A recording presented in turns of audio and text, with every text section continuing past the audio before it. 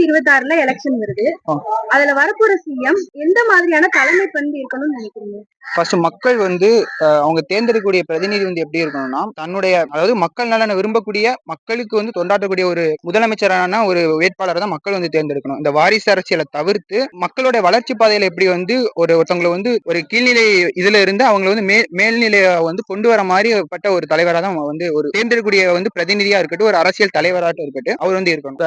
தேர்தல் நடக்க போகுது. அதுல நம்ம முதலமைச்சரா எலெக்ட் பண்ண போறோம். முதலமைச்சர் எலெக்ட் பண்ண போறோம்னா அதுக்கு சில தலைமை பண்புகளை பார்த்துதான் எலெக்ட் பண்ணுவோம். முக்கியமா குறிப்பா தலைமை பண்பு அப்படி பார்த்துக்கிட்டோம் அப்படின்னா, ஒரு முதலமைச்சருக்கு ஃபர்ஸ்ட் ஆஃப் ஆல் என்னன்னா அவங்க பீப்புள்ஸ் ரெப்ரஸன்டேட்டிவ். அவங்க மக்களுடைய பிரச்சனையை பிரதிபலிக்கிற மாதிரி ஒவ்வொரு நடவடிக்கை எடுக்கணும். அவங்க அந்த ஒரு கிரவுண்ட் லெவல்ல என்னென்ன இஷ்யூஸ் இருக்கோ, ஃபார்மர்ஸ்க்கு, விவசாயிகளுக்கு, டெய்லி வேஜஸ் தொழிலாளிகளுக்கு, நடுத்தர மக்களுக்கு, இவங்களுக்கு என்ன அன்றாட பிரச்சனை இருக்கோ அந்த பிரச்சனையை சால்வ் பண்ற மாதிரி, தீர்த்து வைக்கிற மாதிரி திட்டங்களை கொண்டு வரது மட்டும் இல்லாம இப்ப எல்லா அரசியல் கட்சிகளும், எல்லா பொலிட்டிக்கல் பார்ட்டி, எல்லா கவர்மெண்ட்டுமே திட்டங்கள் நிறைய கொண்டு வராங்க. ஆனா அந்த திட்டங்களை எந்த அளவுக்கு நடைமுறைப்படுத்தணும் அப்படின்றதுல எந்த ஒரு தலைவரும் முதலமைச்சரும் போக்கஸ் பண்றது இல்ல. அதை என்னதான் நடைமுறைப்படுத்தல IAS IPS அதிகாரி என்ற ஆட்சியாளர்களோட பங்கு இருந்தாலும் இந்த மாதிரி முதலமைச்சர்களும் இதோட தலைமை பண்பை ஈக்குவலா எடுத்துக்கிட்டு நடைமுறைப்படுத்துறதுல முழு கவனம் செலுத்தணும். இன்னொரு விஷயம், முக்கியமான விஷயம் என்னன்னா, ஒரு அரசியல் தேர்தல் அரசியல் மட்டும் பார்க்காம முதலமைச்சர் லீடர்ஸ், நிறைய யங்ஸ்டர்ஸ் கிரவுண்டுக்கு வரணும். நிறைய யங்ஸ்டர்ஸ் சிஎம் ப்ரொமோட் பண்ணணும். லீடர்ஸை ஃபேஸ் வேல்யூ கிரியேட் பண்ணி 2026ல இருக்கும். நம்ம 2026க்கு